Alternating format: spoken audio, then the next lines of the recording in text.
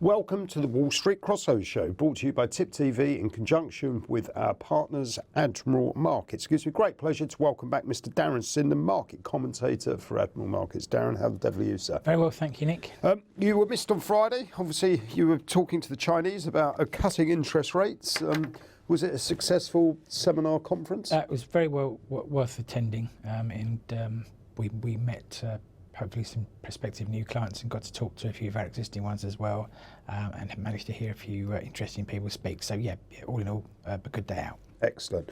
Right, if you're watching for the first time, we've got a number of slides to run through with Darren. Let's kick off with the first one. Data released over the European session. What's been going on in the markets this morning? It's relatively quiet today as far as European data is concerned. So the main highlight really was the German iPhone numbers. Three figures here: current assessment, expectation and business climate.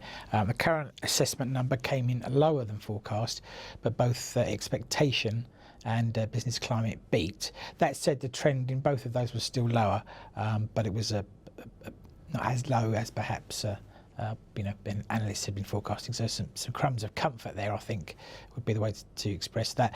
And then we've got some more telling data to come. Tomorrow we've got Eurozone private loan numbers and M3 money supply for September, so that will tell us something about how effective QE is being, particularly the private loan data, how much of that money is reaching the real economy. Street, yep. Yeah, exactly.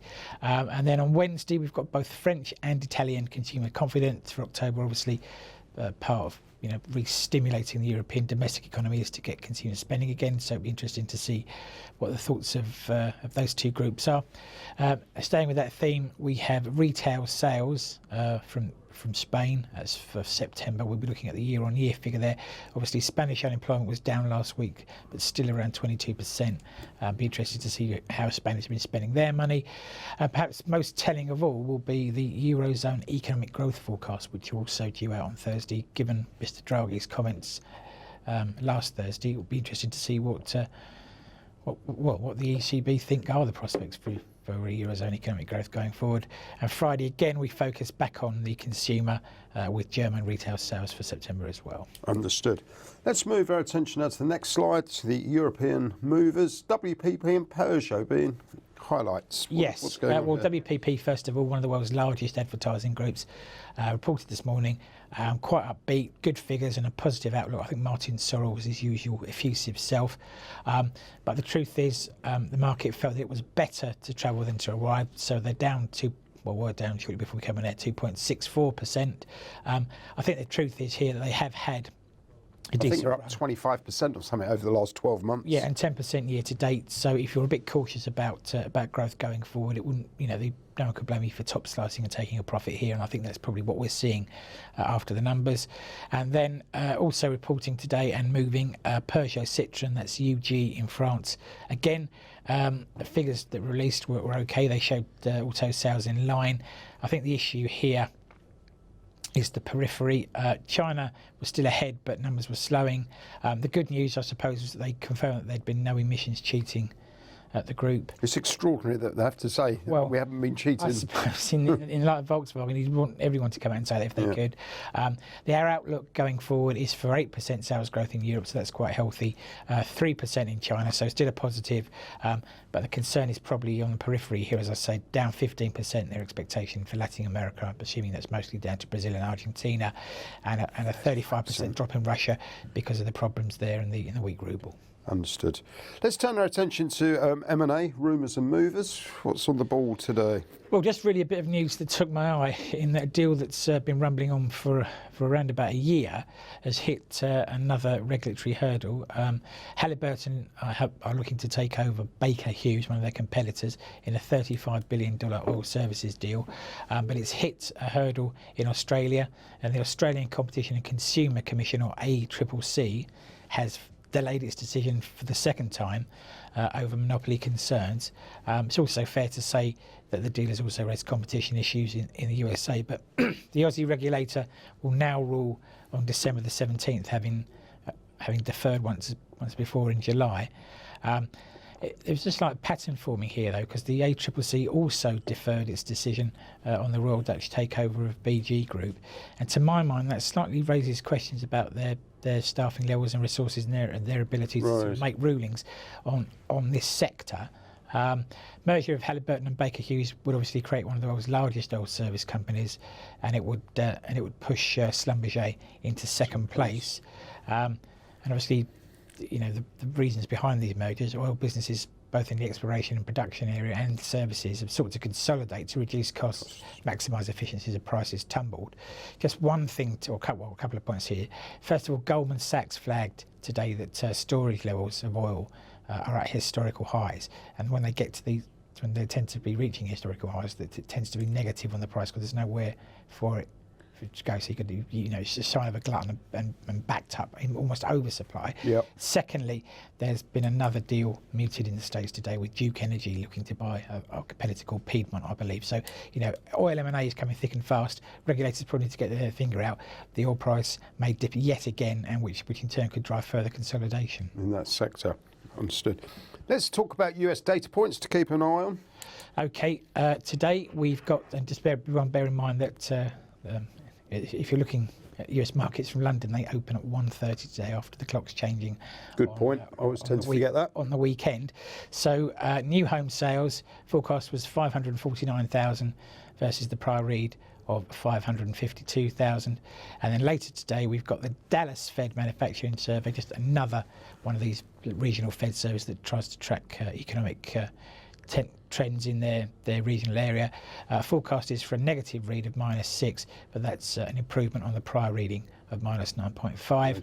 And then some big data tomorrow in the form of durable goods for September. Of course, the most important event of the week, really, Wednesday's FOMC meeting and the October decision on interest rates. And after that, we've got Thursday's weekly jobless claims. But to be fair, the FOMC rules, yeah. Understood. Let's move on to the next slide. Pre-market movers and levels. Okay, well, I've taken the liberty of looking at a couple of stocks that moved sharply on news on Friday. So first of all, Microsoft, MSFT, $52.87 and up 10% after really decent numbers late on Thursday night.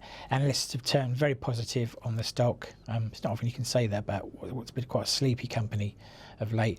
It posted an earnings beat and inline guidance. So Credit Suisse has raised their price target to $60. Deutsche Bank followed suit. I believe I'm right in saying that Bank of America has gone up to 63. So, and when they closed 52.87 on so Friday. some upside in the broker's eyes. But by the sound of that, yeah. And then Waste Disposal Group, yes, Stericycle, SRCL. In the US, $28.73. Again, this is Friday's closing level, down 19.28%. And they basically missed earnings, missed by 11 cents, and revenues were lower than expectation by just under 2.5%. I think the thing is here, they've been growing quite quickly and for some time, and it's all come to a bit of a jittering halt that was unexpected. And I don't really believe the explanation that they gave with the numbers fully explained it, so that's why they're down 20%. And until the market can work out what's going on, they'll probably drift further. Understood. Chart points. Okay, well, a quiet day as far as European equities are concerned. So FTSE really in a narrow range between 6,400 and 6,450 today. As far as the DAX is concerned, we're looking at 10,750 as the downside level to watch, and 10,855 to the upside. For the S&P, moving back ever closer to that 2100 level, and if we don't get any rate rises on Wednesday, presumably it'll test up to that. But 2058 is the downside level to watch for the moment. Plays 2081 on the upside, and for the Dow we watch 17525 to the downside and 17,680 to the upside. Currencies. Yeah, quite a bit of a change since I was last on. Euro weakness. Yes, you know, three big figures different here. So one spot 0998 is our downside level, plays 110.60 to the upside. For the Aussie, to be fair, that's holding up quite well. 72.30 remains our downside level, plays 72.70 on the upside. Dollar yen weakness starting to show its hand again, so 120.70 to the downside, plays 121.18 to the upside. And obviously the China easing opens the way to the Bank of Japan maybe doing something itself on October the Later 30th. this week, yep. Yep, and Cable. cable 153.10 to the downside, 153.55 on the upside. Okay, so let's move on to our last chart of the day, in focus. What's in focus today, Darren? Well, as I said, all roads effectively lead to Wednesday evening, so it's the FOMC meeting, and the Fed is expected to defer again. So we'll see the penultimate FOMC decision of 2015 on Wednesday. Fed fund futures suggest that there is little chance of a rate rise, just 6%. So this chart here quite simply just plots the expectation, or the probabilities if you like, of a rate rise based on the Fed fund futures market. And so we've got a 6% chance according to that for October, 39% in December. Overall, the markets believe that 2016 is more likely, with the percentages rising steeply as we get out to March and beyond. So here we're looking at 60%, and it rallies quite sharply from there. Lower for longer has, of course, been our view for 2015. There is a chance that the Fed could still surprise the markets, but given what's gone on in the last week, I think it's looking less and less likely. Darren Sinden, market commentator for Admiral Markets, thank you for that. We'll see you in terms of the Wall Street crossover show, 1 o'clock this Friday, and you'll be back on the 10 o'clock show tomorrow.